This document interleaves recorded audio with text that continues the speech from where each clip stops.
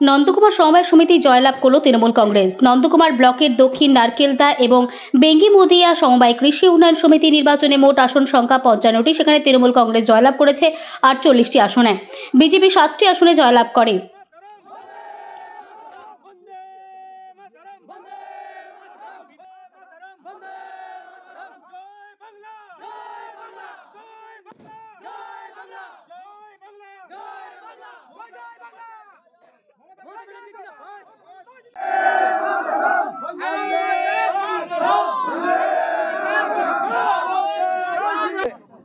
তমলুক ব্লকের ক্ষেত্রে আমরা সেখানে দেখেছি সমবায় সমিতির ৯টা আসন, সেখানে আমাদের সমর্থিত তৃণমূল সমর্থিত লোকেরা ৬টি আসনে জয়লাভ করেছে। আর এখানে ৫৫টি আসন, আমরা ৪৬টি আসনে জয়লাভ করেছি। নন্দকুমারে বিপুল জয়। মানুষ বারে বারে ঘোষণা করছে, সব ক্ষেত্রেই দেখছেন যে আমরা তৃণমূলের পাশে আছি, মমতা ব্যানার্জির পাশে আছি, সাথে আছি, উন্নয়নের সঙ্গে আছি। গত দীর্ঘ ৯ বছর আমাদের এই সমবায় নির্বাচন হচ্ছিল না।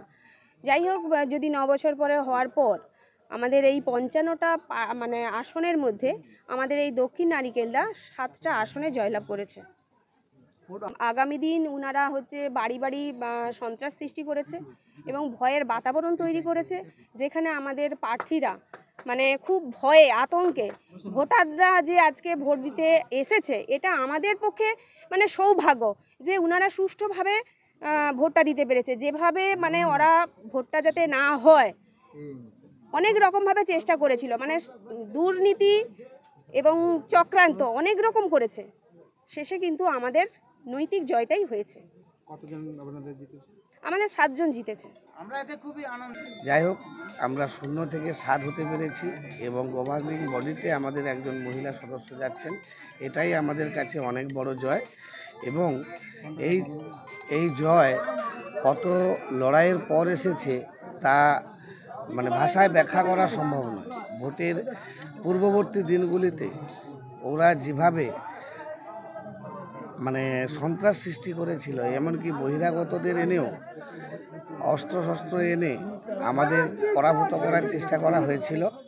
আমাদের কর্মী এবং সমর্থকদের ধন্যবাদ জানাই।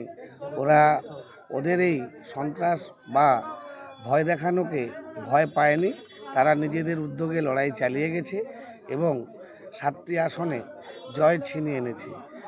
তাই আমরা সত্যিই খুশি এবং আমরা এই জয়ে আপ্লুত। যদিও বোর্ড ওদের হাতে থাকছে, অন্তত ওদের স্বেচ্ছাচার থামানোর মতো আমাদের প্রতিনিধি বোর্ডে যাচ্ছে ডেলিগেট আসন।